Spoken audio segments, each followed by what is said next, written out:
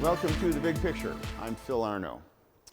It seems that this country has been divided a lot lately. Well, when I think about it, I guess that's not really anything new. The division is, well, it's a tool. It's a weapon, if you will, like the old military tactic, divide and conquer. When you have a battle, when there's an enemy out there, one way to win is to say, it's us against them. You rally the troops, you create an energy, and that's one way to strategize. As a nation, though, arguably the greatest nation in the world, today, America, is it really divided? Are we all that much different from one another?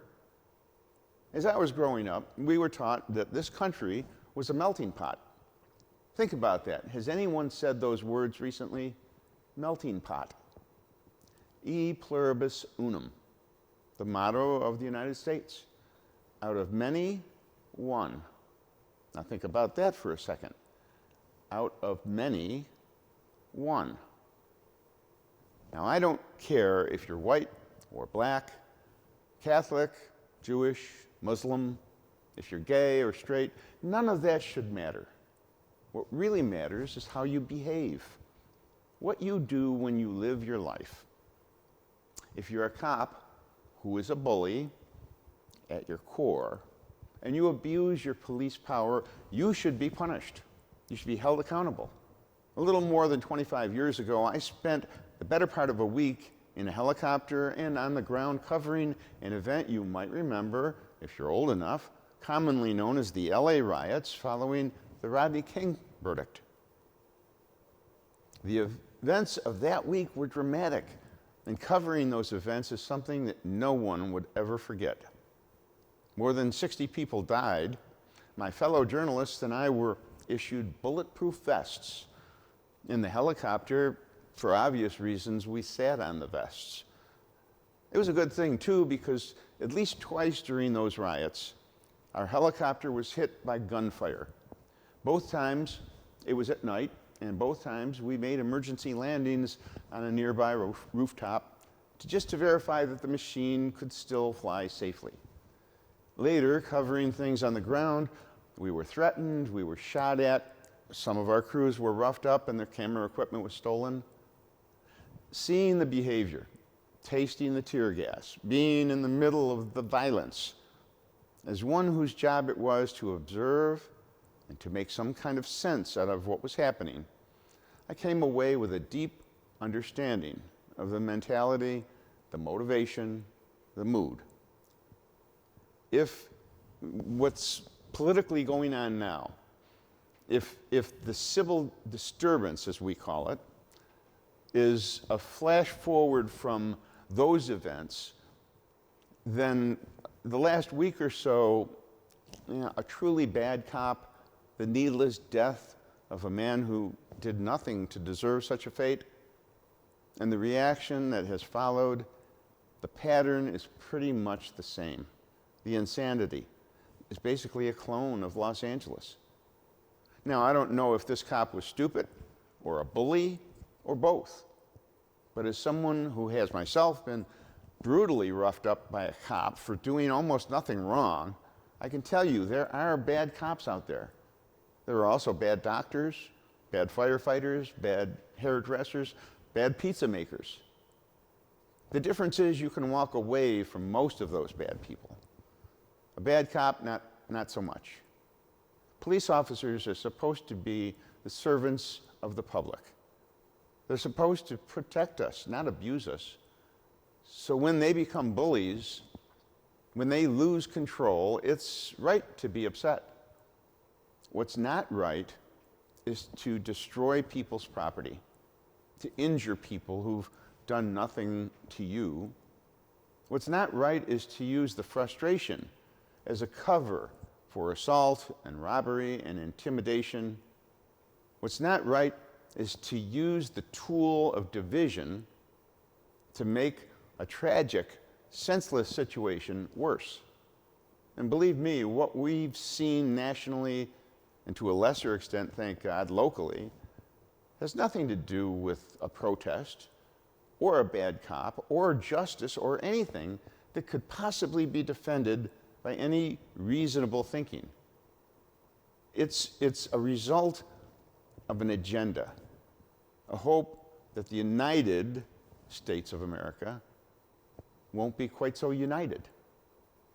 If we see each other as a color, or if we resent someone who doesn't worship the same God or who has a different lifestyle, then we lose. Everybody loses. And one of the things that's a great shame is that the people who were peacefully protesting an injustice, the people who had a legitimate complaint, those good people who know right from wrong, their message that justice and fairness and yes, united needs to be in our thoughts, that message will be forgotten or forever associated with thugs and thieves and hoodlums that just wanted to get away with something. Now, on this big picture, we're going to talk about these disturbances. Now I'd like to welcome to the show Darius Pridgen, who is president of Buffalo's Common Council. Darius, welcome to the show. And you know, unusual times, a lot of stuff going on these days. Now with the latest protests, arguably the worst footage that I've seen of a bad cop doing bad things in Minneapolis, and the results and reaction to that. Here in Buffalo, it's not as bad as it is around the country. We've seen worse around the country. I personally covered riots in Los Angeles after the Rodney King decision, and believe me, that was an experience that quite memorable. Here in Buffalo, comparatively, it's rather minor, but for us, it's still disturbing. And your take on it, I mean, how do you view such things, not just here, but around the country? You know, I think that almost everybody I've talked to is in agreement that the video that we saw is that across the world is not acceptable, nor are other actions that we have seen recently when it comes to excessive force with African-American men and women, for that matter. So I think it is a great period to see people peacefully standing up and saying, let's deal with policy, let's deal with training. You know, a lot of issues have risen that those who really want to talk about it and really move it, that there are in Buffalo. I'll give an example. The reason I think that things in Buffalo are a little different. I'm not saying we're there. I want to be clear. We've got our own set of problems here, but this Common Council has been very open to not only listening, but making changes. We're a city that has a police oversight board that I resurrected to the council that is not made up of elected officials. It's made up of citizens, and they have been meeting with citizens over the last year and something. I even made a commitment that that board and what we heard from the citizens, that we look at policy, procedure, legislation, and have committed to put money to make sure that we have a person in place who can help facilitate that, and that it's not just talk. This is a city whose commissioner, for years we wanted body cams. We couldn't get it. We've got body cams now. This is a commissioner who we don't want the officers to only have to depend on a gun for force, but give them the tasers or whatever they need. This commissioner has agreed to it. So there's so many things that have changed in Buffalo over the last couple of years. Now, do we have some problems? Yes. Do we have some problem officers? In every police department across the world, there is going to be a problem officer. My problem is I don't want to see officers all painted as bad because of the actions of a few, just like I don't want officers to look at African Americans and think they are all bad because of the problems of a few. And that's the difference. That's exactly the point that people should remember. Thing is that you cannot stereotype, or you shouldn't stereotype. It's individuals, and as I said in my introduction, There are bad people out there who are in all walks of life. And just because somebody has police powers, it doesn't mean that we should judge all police that way. And you kind of put your finger on it. Absolutely. But I think what is lost sometime in the discussion, the movement of course, Black Lives Matter, and then people come along and say all lives matter. And the problem with that statement is that it does not address the hurt of somebody else. So it kind of lumps everybody in and says, well, it's not just Black. Well, yeah, it is. Look at the statistics and at least listen. Here's the challenge I'm having right now, and I'm being very transparent, as I always am. People at times dig in their heels, and when you dig in your heels and there's no conversation, you don't get any legislation that would help or any policy change. I'll be honest, I have made myself available to any group who is serious about change and wants to talk, right? I haven't been taken up much on that offer. And so even some who I was supposed to meet with decided not to meet because they said they'd rather protest. And then I've also made myself available to police to say, let's talk. Let's figure this out. And I'm not just giving lip service. That sooner or later, we either going to burn down the city or we're going to work together in order to get to that legislation that does protect lives, especially those who feel and who have, in my opinion, been disproportionately treated. Well, Darius, I mean, when I look at someone, when I look at you, when I look at anyone who works here or anyone I pass on the street, I don't see color, I don't see ethnicity, I see behavior. That's what I look for, is behavior. And Martin Luther King basically said that. You judge people by the content of their character, and I interpret that as their behavior. And when we start to put labels on people, whether it's liberal or conservative, whether it's black or white, then we start to separate people by artificial classifications that really aren't the important classifications. The important classifications are how we treat each other. And that's what I'm very upset that division seems to be a tool in this country. Well, it's beautiful and well said. I'm not sure if those who have felt that they have been treated by racism in a negative way, if they hear that. So here's from me. I see color all the time. I'm talking to a white man, and I don't think. And you're talking to a black man. Yeah, but I think you view as one of the nicest guys that I know. I don't care what you look like. I care about the experience that I have with you. Right, and I got it. I mean, you got a blue background. I see color, and this is the problem. I don't think it's bad to see color. I think God created all this on purpose, right? So I don't think it's bad. What I think is bad is the use of power based on the color of a skin, that I feel I can exert more power over this population of people because of their color.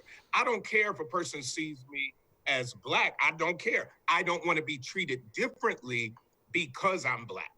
And that's where I think that, the protest and the people who are talking about their heart is saying, like, I don't want to feel like in a car when a police officer is behind me, for me, black or white, that, oh my God, they might pull me over because I'm black. And that's where that's going to take. We didn't get here yesterday, and we're not going to get out of it in 24-hour news cycle. It's going to take. And the one thing I am encouraged for the rallies that have a goal, that are getting together and saying, these are the things we want. I'm encouraged. I want to be clear. Breaking into stores, burning down buildings, all that kind of stuff. That might be expression, but my fear is we're talking about excessive force from police, but we also must understand that when a kid goes out and we've ramped them up, and now they break in a liquor store and they get caught, they've got a record. Like, there's so much more that's going on here. They've got a record that they have to live with for the rest of their lives. And I don't care whether that record is sealed. At the end of the day, if they go for a job with the FBI, there's no such thing as sealed. When they go for a job that's going to need a federal clearance, there's no such thing. So we've got to be careful in this, that we don't allow the emotions that may have not even come originally from people in the city of Buffalo. To be very honest with you, that we don't allow that to further divide us, because at the end of the day, we need to work together to get to any type of legislation or any policy. Well, you know, you're not just a black man in America. You're not just a politician or the head of the Common Council for the city of Buffalo. You're also a religious leader in this community. And when you put on that hat and you get up in front of people and you talk about right and wrong and morals and religious beliefs, you talk about good and bad and right and wrong, and I think we probably agree that victimizing innocent people and destroying other people's property and businesses, that's bad behavior. I think we agree on that. Is that correct? Absolutely. Okay. Absolutely.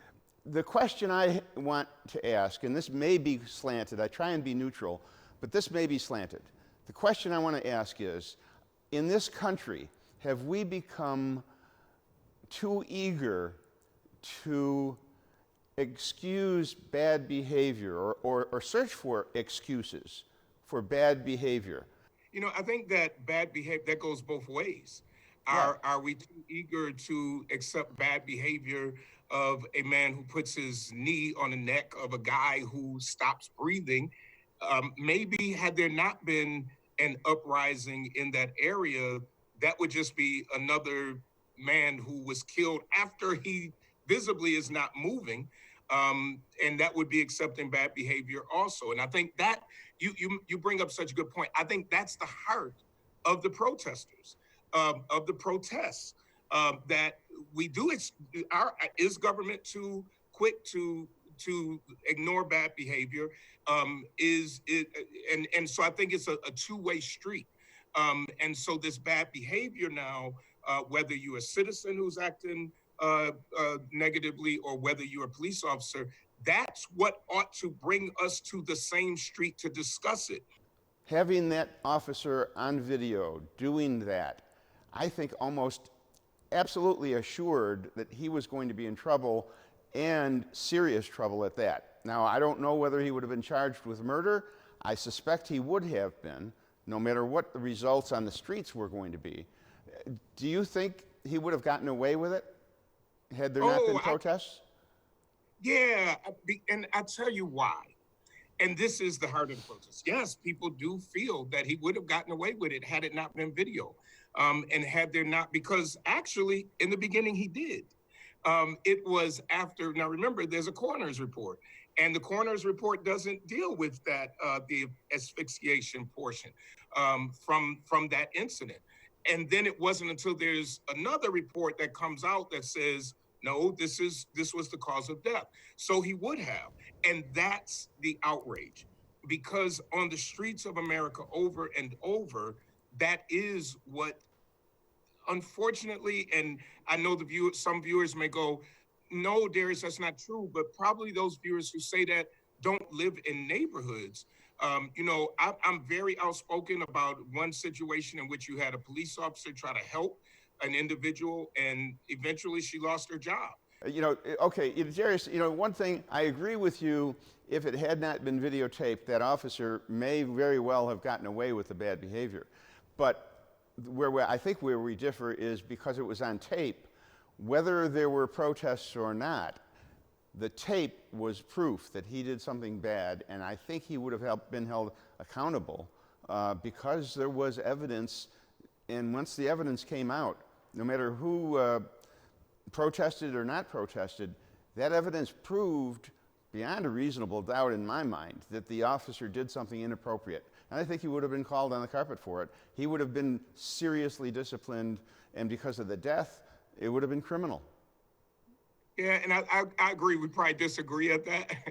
Okay. And that's okay. Like, Yeah, we don't have to agree, and I appreciate this conversation. At the end of the day, I don't believe he would have been charged because I believe there's a lot of people who haven't been charged, even with videotape evidence. But our conversation, this is what's important: talking, Yeah. communicating, seeking to be understood. And I appreciate you for that. Well, you know, that you're exactly right. The conversation in a civil manner, and I don't care whether we're on the same page in any number of topics. The fact that I can have a conversation with you and we can be coming at things from a different point of view, even if we disagree, I still like you.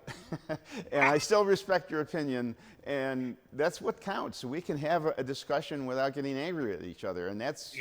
there's something to be said for that. Well, thank you for having me on. Darius, it's always a pleasure. We'll do this again under hopefully more pleasant conditions in the future. I'll be available. Take care, sir. We'll see you again soon.